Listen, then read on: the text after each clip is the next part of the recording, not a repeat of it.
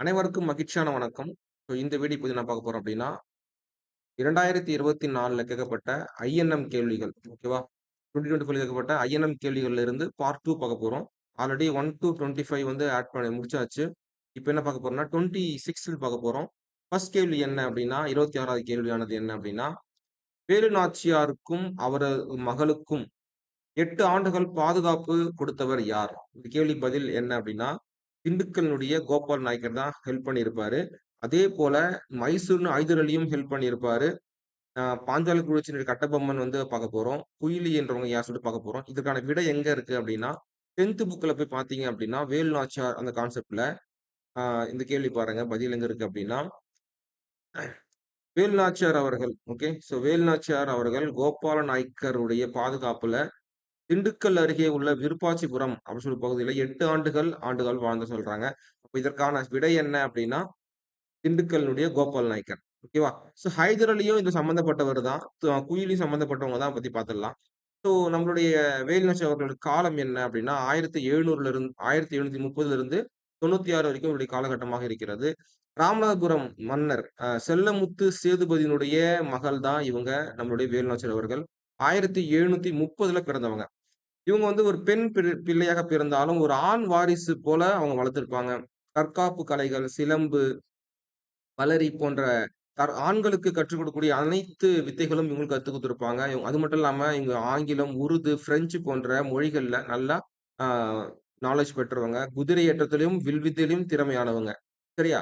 அது மட்டும் இல்லாம இவங்களுடைய கணவர் யாருன்னு சொல்லிட்டு பார்த்தரலாம். அதாவது சிவகங்கை மன்னரான முத்து வடுகநாதர தான் இவங்க வந்து திருமணம் முடிச்சுக்கிறாங்க. தன்னுடைய 16 வயதுல இவங்களுக்கு திருமணம் ஆகுது. இவங்களுக்கு என்ன குழந்தை பிறக்குது அப்டின்னா, வெள்ளச்சி நாச்சியார் என்ற ஒரு பெண் குழந்தை பிறக்குது.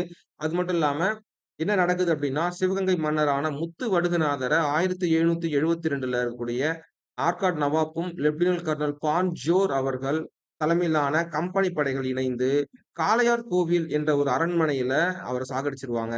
இந்த ஃபைட்ல தான் வேலுநாச்சியார் அவர்கள் என்ன பண்ணுவாங்கன்னா, திண்டுக்கல்லுடைய கோபால் நாயக்கருடைய பாதுகாப்புல, திண்டுக்கல் அருகே இருக்கக்கூடிய விருப்பாட்சிபுரத்துல 8 ஆண்டுகள் அ மறைஞ்சிருந்து வாழ்வாங்க. அவருடைய இந்த சிவகங்கை மன்னருடைய முத்து வடுகநாதருடைய படை தளபதிகள் யாருன்னா, மருது சகோதரர்கள். அவங்க தான் அவருடைய தளபதிகள். இவங்களுடைய சப்போர்ட்லயும் மற்றும் அவருடைய அமைச்சு சப்போர்ட்லயும் மற்றும் அவருடைய அ தாண்டவராயன். ஓகேவா? தாண்டவராயன் தான் அவங்களுடைய அ இவரு ஐ மீன் தளபதியா இருப்பாரு. வேலு நாச்சியார் அவர்கள் நம்மளுடைய ஹைதர் அலி கிட்ட ஹெல்ப் கேட்பாங்க. அந்த ஹெல்ப்பின் மூலமாக என்ன பண்ணுவாங்க அப்டின்னா, பிளஸ் திண்டுக்கல்லுடைய கோபால் நாயக்கர் இவங்க எல்லாமே இணைஞ்சு தான் கடைசியா வெற்றி பெறுவாங்க இந்த போர்ல. அகைன் என்ன பண்ணுவாங்க அப்டின்னா, ஆ சிவகங்கைய மீட்டுவாங்க. யாரு இந்த குயிலி? அதாவது குயிலின்றவ யாரு அப்டின்னா, வேலு நாச்சியாருடைய நம்பிக்கைக்குரிய ஒரு தோழியாக திகழ்ந்தவங்க தான் குயிலி அவர்கள். உடையாள் என்ற ஒரு பெண் படைப்பிரிவுக்கு தலைமையேற்றவள் தான் இந்த குயிலி அவர்கள். ஓகே. அந்த உடையாள் என்ற ஒரு பெண் யார் அப்டின்னா, அ குயிலி பற்றிய அ தகவலை கூற மறுத்தபோது, அந்த பெண்ணை சாகடிச்சுருவாங்க. அந்த பெண் செய்த தொழில் என்ன? ஒரு மேய்த்தல் தொழில். அதாவது ஒரு ஆடு, மாடு மேய்க்கிற பெண் அந்த உடையாள்.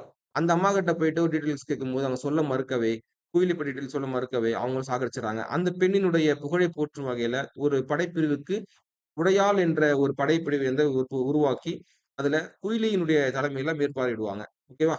அது மட்டும் இல்லாம குயிலியும் உயிர் தியாகம் செய்வாங்க. 1780ல ஆ தனக்கு தானே நெருப்பு வைத்துக் கொண்டு பிரிட்டிஷாருடைய ஆயுத கிடங்குகளில் குதிச்சிருவாங்க. தளவாடங்களை அழிப்பார்கள்.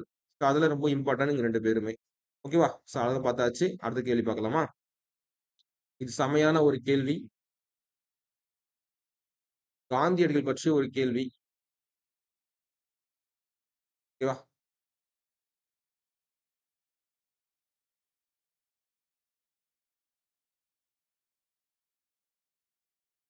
ஓகே. காந்தியடிகள் பற்றி ஒரு அருமையான கேள்வி. புக்ல டிட்டோவா கேட்டிருக்காங்க. என்னன்னு பார்த்துடலாம். அதாவது சரியான விடையை தேர்ந்தெடுத்து எழுத சொல்லியிருக்காங்க. இது சரியான விடை என்ன அப்படின்னு பார்த்துடலாம். என்ன அப்படின்னா, சரியான கூற்று தேர்வு சொல்லியிருக்காங்க. அதாவது இவர் முதன் முறையாக இனவெறியை இனவெறி செயலை பீட்டர் மாரிஸ்பர்க் ரயில் நிலையத்தில் எதிர்கொண்டார். இவர் டிரான்ஸ்வாலில் உள்ள நியாயமற்ற சட்டங்களை எதிர்த்து போராடினார். இவர் ரஸ்கின் அவர்களால் பெரிதும் ஈர்க்கப்பட்டு பீனிக்ஸ் குடியிருப்புகளை ஏற்படுத்தினார். இந்த 3 கன்டென்ட்டுமே சரியானது தான். இது எங்க இருக்குன்னு சொல்லிட்டு பார்த்துடலாமா? ஓகே. 10த் புக்ல தேசியம், இந்திய காலகட்டம் சொல்லக்கூடிய இந்த பாடத்துல இந்த கன்டென்ட் குடுத்திருக்காங்க. இதுல பாருங்க. இதுல தான் பார்த்தீங்க அப்டின்னா, ஃபர்ஸ்ட் பாயிண்ட் பாருங்க. தென்னாப்பிரிக்க குறிப்பிட்டு சொல்றாரு. ஃபர்ஸ்ட் முதல் முறையாக பாருங்க. தென்னாப்பிரிக்காவில் தென்னாப்பிரிக்காவில் முதன் முறையாக இனவெறி எதிர்கொள்றாரு. எங்க அப்டின்னா, ஆ டர்பனின் இருந்து பிரிகேடியாவுக்கு ரயில் பயணம் மேற்கொள்ளும்போது, பீட்டர் மாரிஸ்பர்க் என்ற ரயில் நிலையத்தில் இருந்து தான் அவர இறக்கி விடுவாங்க. முதல்நிலை பெட்டியிலிருந்து இறக்கி விடுவாங்க. இதுதான் ஃபர்ஸ்ட் அவர் எதிர்கொண்ட இனவெறி தாக்குதல். அப்போ ஃபர்ஸ்ட் பாயிண்ட் கரெக்ட் ஆயிடுது. ஓகேவா? அப்ப செகண்ட் சொல்றேன் பாருங்க. இவர் ட்ரான்வாலிஸ்ல நியாயமற்ற சட்டங்களை எதிர்த்து போராடினு சொல்றாங்க இல்லையா? அப்ப இங்க பாருங்க. அங்க என்ன பண்ணுவாங்கன்னா, அ தென்னாப்பிரிக்கால இருக்கக்கூடிய ட்ரான்வாலிஸ் அந்த பகுதியில வசித்த இந்தியர்களுக்கு தலைவரி விதிக்கிறாங்க. அதாவது 3 பவுண்ட் வந்து காசு கட்டணும். அது மட்டும் இல்லாம, ஒரு குறிப்பிட்ட பகுதிகள்ல தான் நீங்க வந்து வசிக்க முடியும். சொந்தமாக வைத்துக் கொள்ள முடியும் என்றும், இரவு 9 மணிக்கு மேல வந்து நீங்க அனுமதியின்றி வெளியில் செல்ல முடியாது என்ற சூழ்நிலையும் இருந்தது. இந்த நியாயமற்ற சட்டங்களை எதிர்த்து அவர் போராட்டம் தொடங்கினார். அப்போ என்ன ஆயிடுச்சு? 2ண்ட் கன்டென்ட்டும் இங்க சரியாயிடுது. அப்ப 3வது என்ன? இவர் ரஸ்கின் அவர்களால் பெரிதும் ஈர்க்கப்பட்டு ஃபீனிக்ஸ் குடியிருப்பை ஏற்படுத்தினார். இந்த கன்டென்ட் பாருங்களேன். அதாவது ரஸ்கினுடைய பெரிதும் ஈர்க்கப்பட்ட இவர்கள் காந்தியடிகள் பீனிக்ஸ் குடியிருப்புகளையும் 1905லயும், டால்ஸ்டாயினுடைய பண்ணைகளையும் 1910ல நிறுவுறாரு. சரியா? அப்போ 3 கன்டென்ட்டுமே சரியானது தான். ஓகேவா? 3 கன்டென்ட்டுமே சரியானது அப்டின்னா, ஆப்ஷன் டி தான் சார் சரியான விடை. ஓகேவா? காந்தியடிகள பத்தி ஒரு சின்ன இன்ஃபர்மேஷன் பார்த்துடலாமா? காந்தியடிகள் பார்த்தோம் அப்படின்னா, குஜராத்தில் உள்ள போர்பந்தரில் உள்ள ஒரு வசதியான குடும்பத்தில் பிறந்தவர் தான் இவரு. 1869 அக்டோபர் 2ல பிறக்கக்கூடிய இவர், ஒரு செல்வந்தரான ஒரு இடத்தில் பிறந்தவர். இவருடைய பெயர் என்ன அப்படின்னா, கரம்சந்த் காந்தி அவர்கள் பிறக்கிறாரு. தந்தை பேர் என்ன? காபா காந்தி. அ அதாவது போர்பந்தர் பகுதியில திவானாகவும், பின்னர் ராஜ்கோட்டினுடைய திவானாகவும் பணியாற்றியவர்.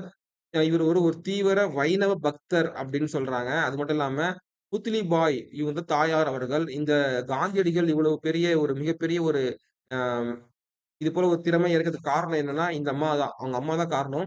அது மட்டும் இல்லாம இவரு மெட்ரிகுலேஷன் பள்ளியில படிச்சுட்டு 1888ல இங்கிலாந்துக்கு கடல் பயணம் செஞ்சு, தன்னுடைய அட்வொகேட் படிப்ப முடிக்கிறாரு. பின்பு 1891ல ஜூன் மாதம் வழக்கறிஞராக பட்டம் பெற்று, திரும்பவும் என்ன பண்றாரு?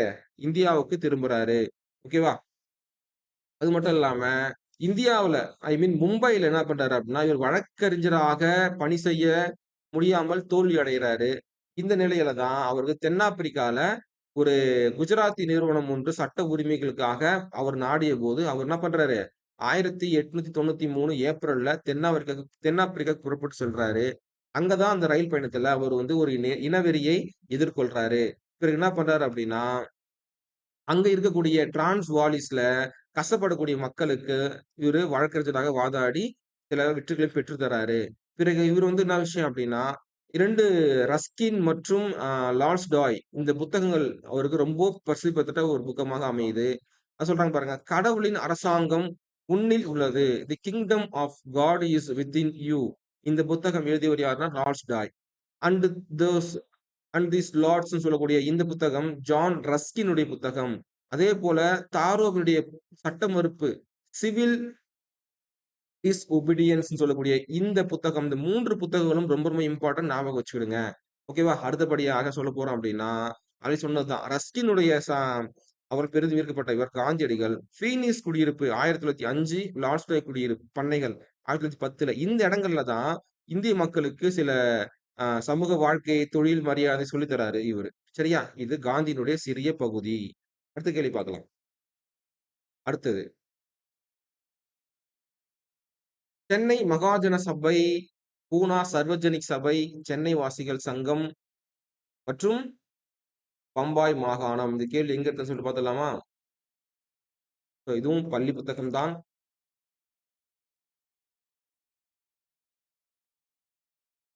இதுவும் வந்து 10த் புத்தகத்துல இருக்கக்கூடிய ஒரு பாடம் தான். தேசிய காங்கிரஸ் நிறுவப்படுதல். அந்த தலைப்புல போய் பார்த்தீங்க அப்படின்னா, ரூ. குடுத்திருப்பான். சென்னை வாசிகள் சங்கம் 1952. கிழக்கிந்திய அமைப்பு 1866. சென்னை மகாஜன சபை 1884. பூனா சர்வசனிக் சபை 1870. பம்பாய் மாகாண சங்கம் 1885. இது படிச்சிருந்தோம் அப்படின்னா கரெக்டாக இந்த கொஸ்டின்ஸ் நம்ம அழகா போட்டிருக்கலாம். அப்ப ஆன்சர் என்னன்னா 3124. இப்போ 313124 இதுதான் வந்து ஆர்டரு பாத்துங்க. ஓகே, அடுத்த கேள்வி.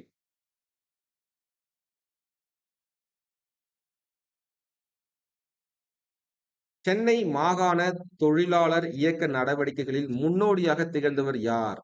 சரியா, சூப்பர் கேள்வி. இந்த இந்த கேள்வி அழகா புக்கில் தான் கொடுத்திருக்கிறாங்க. சென்னை மாகாண தொழிலாளர் இயக்க நடவடிக்கைகளில் முன்னோடியாக திகழ்ந்தவர் யார் என்றால் மா.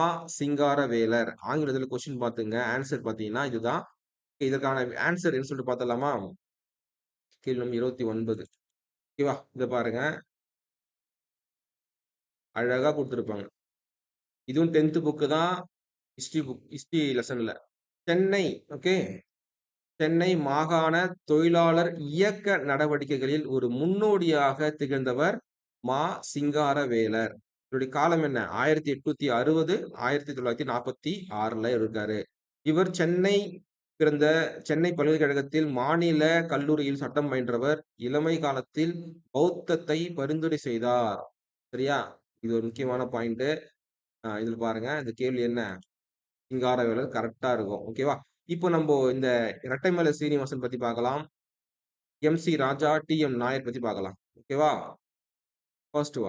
ஃபர்ஸ்ட் வந்து இரட்டைமலை சீனிவாசன் அவர்கள் பத்தி நம்ம பார்த்துடலாம்.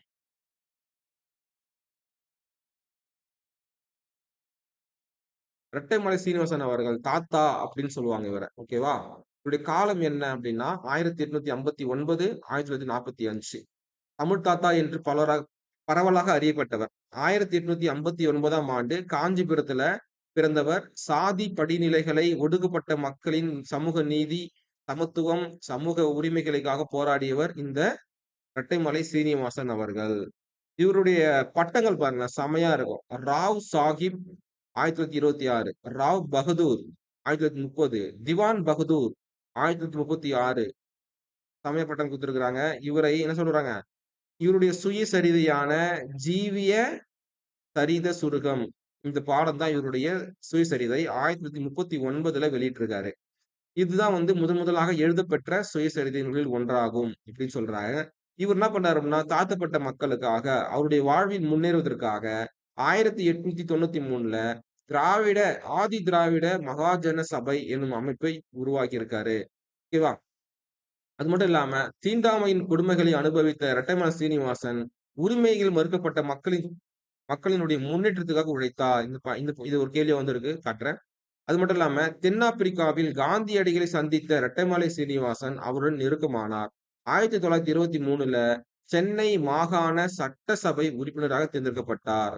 சரியா, இது வந்து அவருடைய முக்கியமான இன்ஃபர்மேஷன்ல இன்னொன்னு. அது மட்டும் இல்லாம டாக்டர் அம்பேத்கர் அவர்களுடைய நெருக்கமானவராகவும் லண்டனில் நடைபெற்ற 1930, 31 ஆகிய முதல் மற்றும் இரண்டாவது வட்டமேஜை மாநாட்டுல பங்கு பெற்றவரும் இவர்தான்.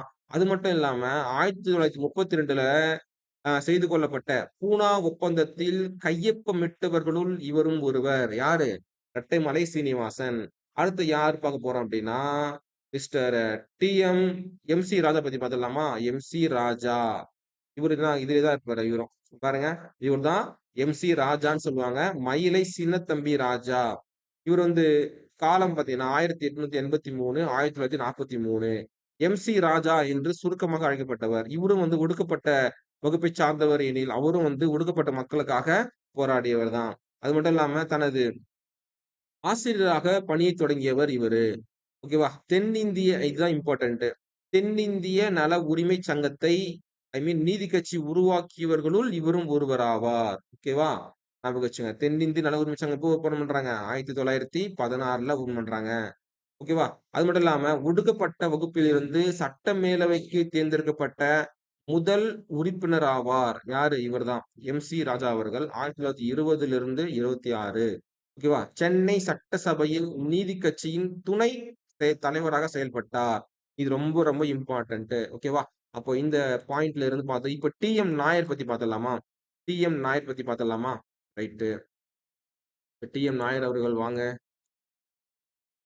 டி.எம். நாயர் அவர்கள், இவரும் வந்து பார்த்தீங்க அப்படின்னா, நம்ம நீதி கட்சி ஓப்பன் பண்ணாங்க இல்லையா?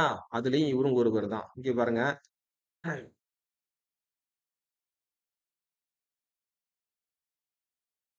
அரசியல் சீர்திருத்தங்கள் பிராமணர்களின் அரசியல் அதிகாரத்தை மேலும் வலுவடைச் செய்யும் என அஞ்சிய கல்வி கற்ற பிராமணர் அல்லாதவர்கள் தங்களை அரசியல் ரீதியாக அணி திரட்டிக் கொள்ள முடிவு செய்தனர். அதன் காரணமாகத்தான் 1916 நவம்பர் 20ல டாக்டர் நடேசனார், சர் பி.டி.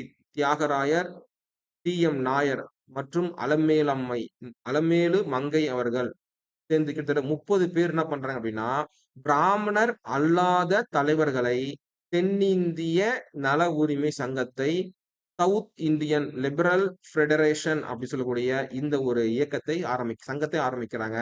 எப்ப ஆரம்பிக்கிறாங்க? இதே சமயத்துல 1916 விக்டோரியா பொது அரங்கில் நடைபெற்ற கூட்டம் ஒன்றில் பிராமண அல்லாதோர் அறிக்கை வெளியிடப்பட்டது. சரியா? இது எல்லாமே பார்த்தீங்க அப்படின்னா, சம்பந்தப்பட்டது நீதி கட்சி. ஓகேவா? இந்த நீதி கட்சி தான், இந்த இயக்கம் தான் 1917ல நீதி கட்சியாக வலுப்பெற்றது. ஓகேவா? இந்த இயக்கம் தான் 3 வகையான பத்திரிகைகளை வெளியிடும். திராவிடன், ஆந்திர பிரகாசிகா மற்றும் ஜஸ்டிஸ் போன்ற 3 பத்திரிகைகளை வெளியிடும் ஒரு சிறப்பான ஒரு இயக்கம். சரியா? புரிஞ்சிருக்கும்னு நினைக்கிறேன். அடுத்தது பார்க்கலாம். அடுத்த கொஸ்டின். ஓகே. ஆங்கிலத்தில் கேள்வி பார்த்துங்க. பிரம்ம சமாஜ் நாடகம் பிரம்ம சமாஜ் நாடகம் என்ற தலைப்பில் நாடகத்தை எழுதியவர் யார் சொல்லிட்டு பார்த்தலாமா? அவர் தான் காசி விஸ்வநாதன்.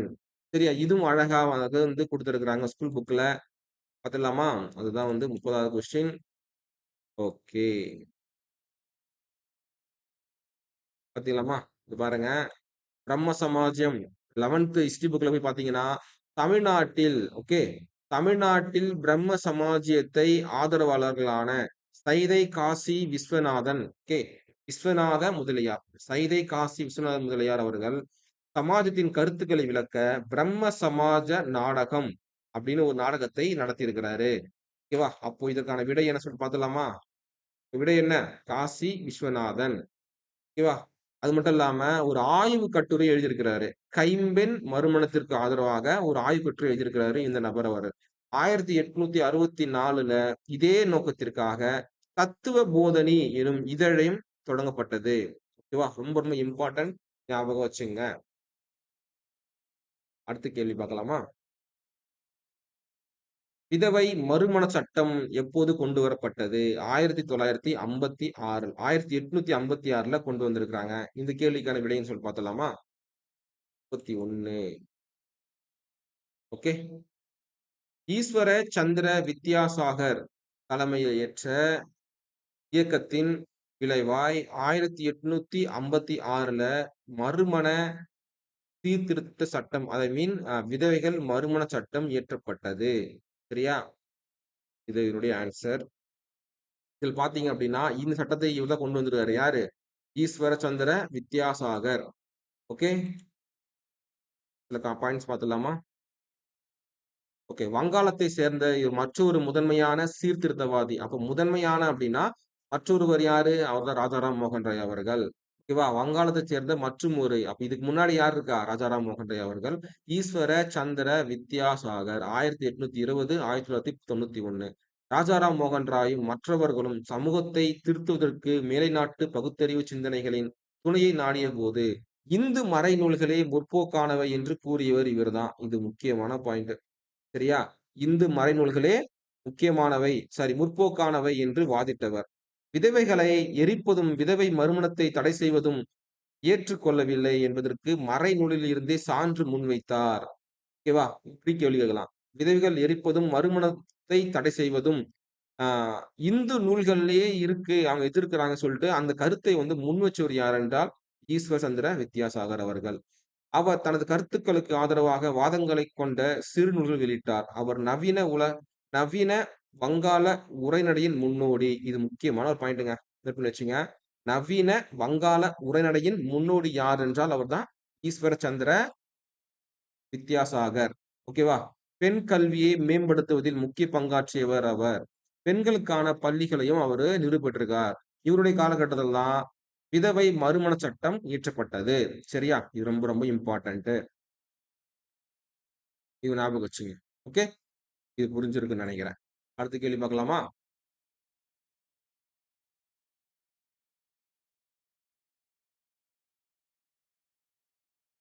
சாவித்திரிபாய் பூலே பெண்களுக்கான முதல் பள்ளியை துவங்கிய ஆண்டு என்ன? இது வந்து பாத்தீங்க அப்படின்னா செமையான ஒரு கொஸ்டின். இது எங்க இருக்கு அப்படின்னா இதுவும் ஸ்கூல் புக்கு தான். ஆனா 7th புக்ல இருக்கும். ஓகேவா? 7th புக்ல பெண்மியம் பெண்கள் பற்றிய ஒரு பாடம் வந்திருக்கும். அதுல குடுத்திருப்பாங்க. இவர் இருவரும் அதாவது இருவர்னா யாரு? ஜோதிபா பூலே மற்றும் சாவித்திரிபாய் பூலே. ஜோதிபாய் பூலே தான் கணவர். சாவித்திரிபாய் பூலே வந்து அவங்களுடைய மனைவி. இவர்கள் இருவரும் பெண்களுக்கான முதல் பள்ளி எப்ப தொடங்குறாங்க? 1848ல ஆரம்பிக்கிறாங்க. சரியா? இது ரொம்ப ரொம்ப இம்பார்ட்டன்ட். சரியா? அது மட்டும் இல்லாம முதல் இது கொஞ்சம் இன்ஃபர்மேஷன் சொல்ல பாத்துக்கலாமா? ஓகேவா? இதுக்கான ஆன்சர் என்ன? 1848. ஓகே. ஆன்சர் பாருங்க. இங்கேயும் 1848 தான் குடுத்துருக்காங்க. இது வந்து பெண்களுடைய முக்கியமான ஒரு லெசன். அதனால சில விஷயங்கள பாத்துடலாம். என்ன பாத்துடலாம்? முதல் பெண் பிரதமர் யாரு? ஓகேவா? முதல் பெண் அதாவது பிரதம மந்திரி யாருன்னா, பெயர் திரிமாவோ பண்டாநாயகா. அவங்க வந்து இலங்கையில இருக்கிறாங்க. ஓகேவா? இலங்கை.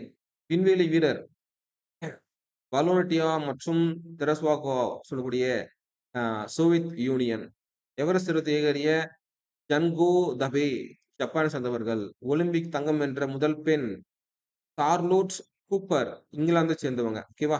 அது மட்டும் இல்லாம இந்த இன்ஃபர்மேஷன் வெரி வெரி இம்பார்ட்டன்ட். நம்ம இந்தியாவுல முதல் மகளிர் பல்கலைக்கழகம் மகரிஷ் மகர்ஷி கார்வே அவர்கள் 1916ல 5 மாணவிகளுடன் பூனாவுல SNDT பல்கலைக்கழகத்தை தொடங்கினார். இது ஃபர்ஸ்ட் பெண். மத்திய அமைச்சரவையில் பதவி வகித்த முதல் பெண் யாரு? விஜயலட்சுமி பண்டிட். மத்திய வெளியுறவு அமைச்சர் பதவியை வகித்த முதல் பெண் யாரு? சுஷ்மா ஸ்வராஜ். மாநிலத்தின் இளம் வயது பெண் அமைச்சர் சுஷ்மா ஸ்வராஜ் அவர்கள் 25 வயசுலயே ஒரு MP-யாக வந்துருவாங்க. எங்கிருந்து வந்திருக்காங்க? ஹரியானா மாநிலத்திலிருந்து தேர்ந்தெடுக்கப்பட்ட ஒரு அமைச்சராக இருந்திருக்கிறார்கள் சுஷ்மா ஸ்வராஜ் அவர்கள். அடுத்து இந்திய சுதந்திர இந்தியாவின் முதல் பெண் ஆளுநர் யாரு? சரோஜினி நாயுடு. ஓகேவா? ஒன்றிணைந்த மாகாணங்களின் பொறுப்பாளராகவும் இருந்திருக்கிறார். ஐநாவினுடைய பொது சபையின் முதல் பெண் தலைவராக இருந்தவங்க யாருன்னா அவங்களும் யாரு? விஜயலட்சுமி பண்டிட் அவர்கள் 1953. இந்தியாவின் முதல் பெண் பிரதமர் யாரு அப்படின்னா இந்திரா காந்தி அவர்கள் 1966. முதல் பெண் காவல்துறை உயரதிகாரி யார் என்றால் கிரண் பேடி 1972. அமைதிக்கான நோபல் பரிசு பெற்ற முதல் பெண் யார் என்றால் அவங்க தான் அன்னை தெரேசா அவர்கள் 1979ல. எவரெஸ்ட் சிகரத்தை அடைந்த முதல் பெண் யார் என்றால் பச்சேந்திரி பால் அவர்கள் 1984. புக்கர் பரிசு வென்ற முதல் பெண் யார் என்றால் அருந்ததி ராய் 1997. முதல் பெண் குடியரசுத் தலைவர் என்றால் பிரதிபா பாட்டீல். தற்போது யார் இருக்காங்க தெரியுமா? 2026ல இப்போ திரௌபதி முர்மு. ஓகே. திரௌபதி முர்மு இவங்க 2வது பெண். முதல் பழங்குடியின பெண் ST பீப்புள். ஓகேவா? ஞாபகம் வச்சுங்க. இளம் வயது முதல் பெண் இவங்க தான் பிரசிடென்டா ஆனதுல. மக்களவை சபாநாயகர் பதவி வகித்தவர் யாரு? முதல் பெண் மீரா குமார் அவர்கள் 2009ல. உச்ச நீதிமன்றத்தின் முதல் பெண் நீதிபதி யாரா என்றால் மீரா சாஹிப் பாத்திமா பிவி அவர்கள். ஓகேவா? இது எல்லாமே பெண்கள் பற்றிய ஒரு முக்கியமான கண்டென்ட் நோட் பண்ணி வச்சுங்க. ஓகேவா? அடுத்த பாயிண்ட் பார்க்கலாமா? அடுத்த கேள்வி. ஓகே. வட்டார வட்டார மொழி கல்வி எனும் கருத்தை பிடிவெள்ளி கழகத்தை உருவாக்கியவர் யார்? ஓகேவா? அதாவது வட்டார மொழியில் கல்வி கற்கணும் அப்படி சொல்லிட்டு ஒரு கருத்தை கொண்டு அதை வெளிப்படுத்தும் விதமாக விடிவெள்ளி கழகத்தை உருவாக்கியவர் யார் என்றால் சதீஷ் சந்திர முகர்ஜி அவர்கள். சரியா? இந்த பெருஷா மேத்தா, லாலா லஜபதி ராய், அரவிந்த் கோஷ் எல்லாமே நம்ம INM சம்பந்தப்பட்டவங்க. இந்த கேள்வி தேடி பார்த்து எங்கன்னு கிடைக்கல. தெரிஞ்சவங்க கமெண்ட் பண்ணுங்க. பாத்துக்கலாம். புக்குல தான் இருக்கு ஆனா. ஓகேவா? அடுத்த பாயிண்ட் பார்க்கலாமா? பெரியார் இன் முதல் சுயமரியாதை இயக்கம் மாநாடு நடைபெற்ற இடம் எங்க? இடம் ஆன்சர் என்ன? செங்கல்பட்டு. இதுக்கான ஆன்சர் பார்த்துடலாம். 34. ஸோ இது பார்த்தீங்க அப்படின்னா,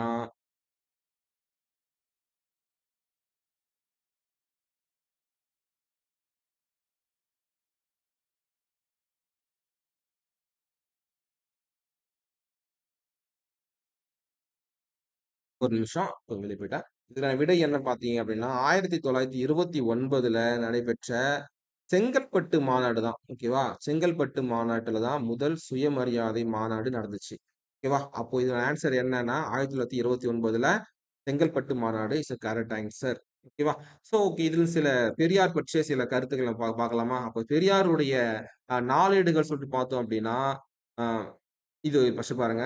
பெண்கள் மாநாட்டுல தான் பெரியாருக்கு ஈவேரா ராமசாமிக்கு அவர்களுக்கு பெரியார் எனும் பட்டம் வழங்கப்பட்டது. இது ஒரு பாயிண்ட். அடுத்து பார்த்தீங்கன்னா, இவருடைய நாளேடுகள் பார்த்தோம்னா, குடியரசு, புரட்சி, பின்பு விடுதலை. இது 3மே அவருடைய நாளேடுகள் தான். ஓகேவா? இந்த நாளேடுகள் மூலமாகத்தான் சுயமரியாதை கருத்துக்களை பிரச்சாரம் செய்தார். ஓகேவா? அதுக்கப்புறம் பார்த்தீங்க அப்டின்னா, வேற என்ன சொல்லலாம்? அ இதுல பார்த்தீங்க அப்டின்னா, இந்த கன்டென்ட்ல அ 1937 எலக்ஷன் நடக்கும். இந்த எலக்ஷன்ல வந்து அ ஐஎன்சி வின் பண்ணும். ஓகேவா? ஐஎன்சி வின் பண்ணும்போது, ராஜாஜி என்று புகழப்பெற்ற ராஜகோபாலாச்சாரி தலைமையிலான காங்கிரஸ் கட்சி அனைத்து இடத்திலும் வெற்றி பெறும். ஒரு இடத்த தவிர. அதனால ஆட்சி அமைப்பாங்க. அந்த அந்த காலகட்டத்தில தான் என்ன நடக்கும் பாருங்க.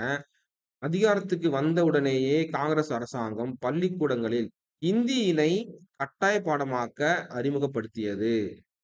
இதை எதிர்த்து என்ன பண்றாரு? பெரியார் அவர்கள் ஹிந்தி எதிர்ப்பு போராட்டத்தை தொடங்குறாரு. எப்போ? 1937ல. இது சுதந்திரத்துக்கு முன்பு. ஓகேவா? அப்போ சுதந்திரத்திற்கு பின்பு நடைபெற்ற இந்தி எதிர்ப்பு போராட்டம் எப்போது நடந்தது என்பதை நீங்கள் தெரிவிக்க வேண்டும். ஓகேவா? அடுத்த கேள்வி பார்க்கலாம்.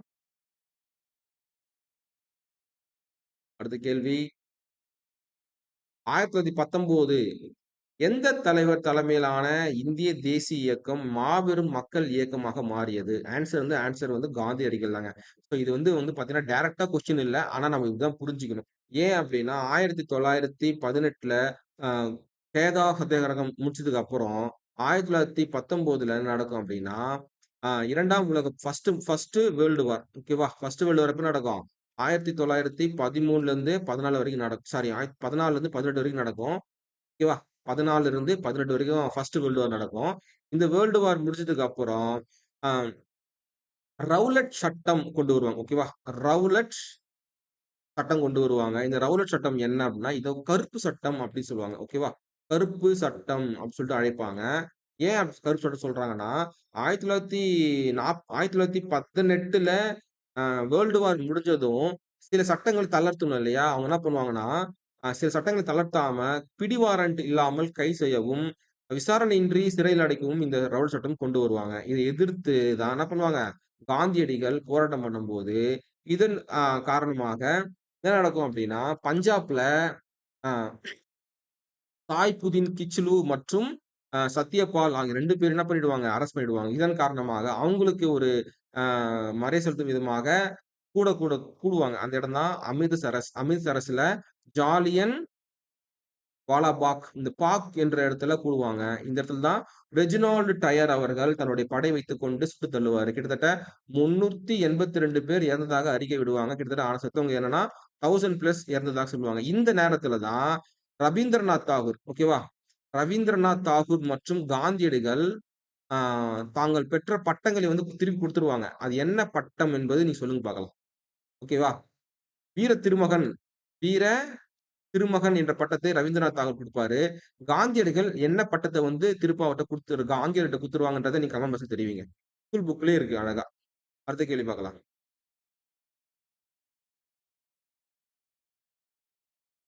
இந்த கேள்வி பார்த்தீங்கன்னா சூப்பரா இருக்கும். 1893ல ஆதி திராவிட மகாஜன சபை என்ற அமைப்பை ரெட்டமலை சீனிவாசன் உருவாக்குனாரு. இதுவும் சரி. தீண்டாமையின் கொடுமை அனுபவித்த ரெட்டமலை சீனிவாசன் உரிமைகள் மறுக்கப்பட்ட மக்களின் முன்னேற்றத்துக்காக உழைத்தார். இதுக்கான கன்டென்ட் எங்கன்னு சொல்லிட்டு பார்த்தலாமா?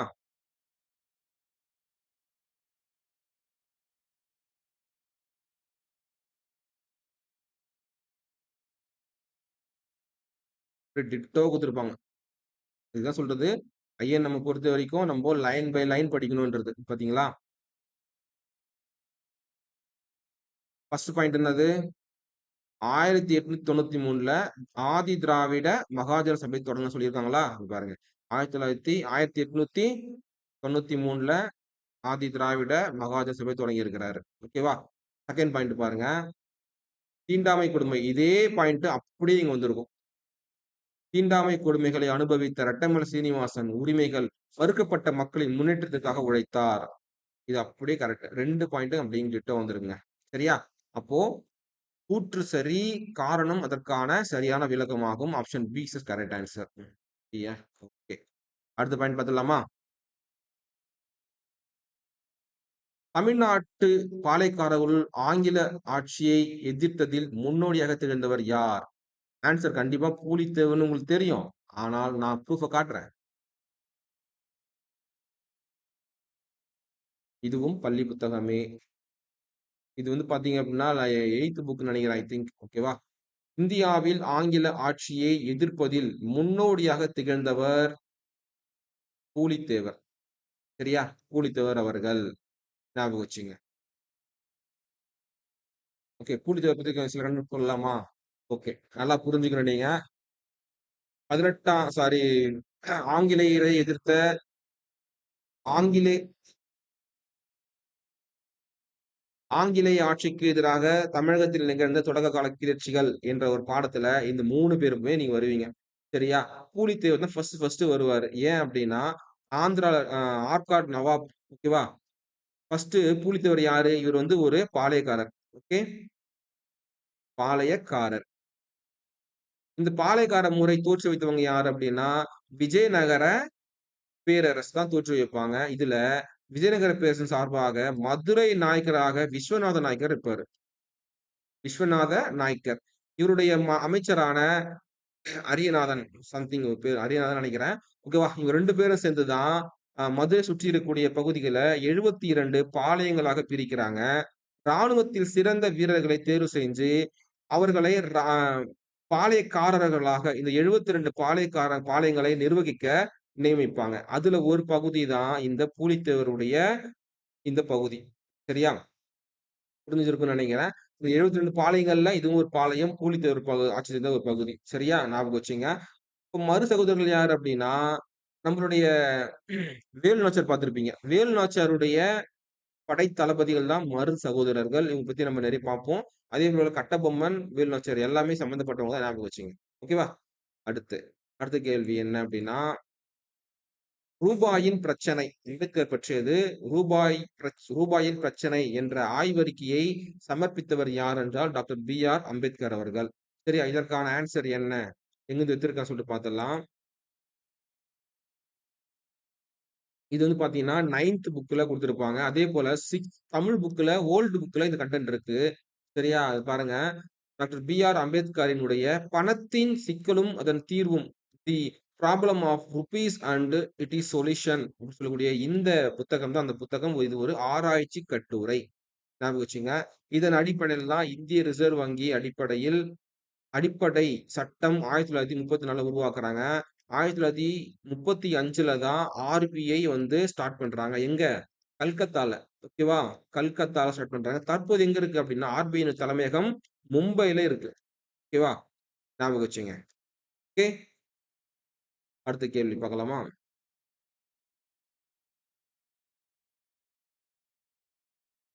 39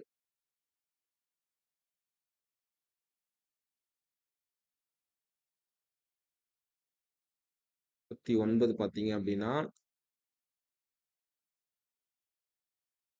தி நியூ லேம்ப் ஃபார் வேர்ல்ட் அப்படின்னு சொல்லக்கூடிய இந்த தலைப்பில் கட்டுரை எழுதியவர் யார் என்றால், அவர்தான் மிஸ்டர் அரவிந்த கோஷ் அவர்கள். சரியா? அரவிந்த் கோஷ் பத்தி நான் பார்க்கலாம். இந்த கட்டுரை பத்தி அங்க ஸ்கூல் புக்ல குடுக்கலன்னு நெனைக்கிறேன். ஆனா நியூ பெரிய புக்ல ஐ மீன் 11த், 12த்ல இருக்கலாம். சரியா? திருப்பி சொல்லுங்க. இது மட்டும் பார்க்கலாம். அடுத்தது பார்க்கலாம். அடுத்த கேள்வி என்ன அப்படின்னா, ஓகே. அடுத்த கேள்வி வந்து பொறுத்துக. ஓகே. பிரம்ம சமாஜம். இது வந்து ஆப்ஷன் தப்பா குடுத்துருக்காங்க. நம்ம சரியானத பார்த்துடலாம். ஆக்சுவலா வந்து சுயமரியாதை இயக்கம் வந்தாலே அது வந்து யார் வருவாங்க? பெரியார் தான் வருவாரு. அப்போ பிக்கு 2 தானே வரணும். பிக்கு 2ன்னு போட்டோம் அப்டின்னா கூட, இது ஆன்சர் சொல்ல முடியாது. இங்க பாருங்க. சுத்தி இயக்கம். சுத்தி இயக்கம் யார் ஆரம்பிச்சா சொல்லிட்டு பாத்துடலாமா? ஆப்ஷன் சுத்தி இயக்கம் என்ன? இங்க பாருங்க. சுவாமி தயானந்த சரஸ்வதி தான் வந்து சுத்தி இயக்கத்த ஆரம்பிச்சிருக்கிறாங்க. ஓகே. இவரு தான். ஆ இந்துக்களை திருப்பும் இந்துக்கள் ஆக மாற்றுவதற்காக இந்த சுத்தி இயக்கம் என்ற சுத்திகரிப்பு இயக்கத்தை ஆரம்பிச்சவர் யார் என்றால், சுவாமி தயானந்த சரஸ்வதி அவர்கள். இதுல போய் ஆப்ஷன் பார்த்தோம் அப்டின்னா, சுத்தி இயக்கம் யாரு? சுத்தி இயக்கம் தயானந்த சரஸ்வதி. ஓகேவா? ஆனா இங்க என்ன மாறுது அப்டின்னா, பிராமணர் அல்லாத இயக்கம் வந்து இங்க வரணும். சத்திய சோதக் சமாஜ் இயக்கம் ஜோதிபாய் ஜோதிராவ் பூலே. ஓகேவா? இது வந்து அ சத் பேர் தப்பா குடுத்துருக்காங்கன்னு நெனைக்கிறேன். ஓகேவா? அப்படின்னு பார்த்தோம் அப்படின்னா, 1க்கு 4 வரணும். 4 2வதுக்கு 2 3வதுக்கு 3 4வதுக்கு 1. ஓகேவா? இந்த சத்திய சமாஜ் பத்தி நம்ம பார்த்தலாமா கொஞ்சம்?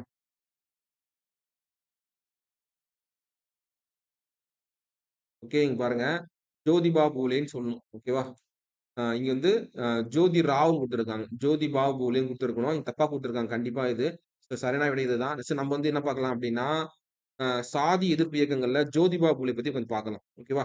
ஜோதிபா பூலே வந்து 1827ல மகாராஷ்டிராவுல பிறக்குறாரு. முக்கியமான ஒரு பிராமண எதிர்ப்பு இயக்கமாக இது தொடங்குது.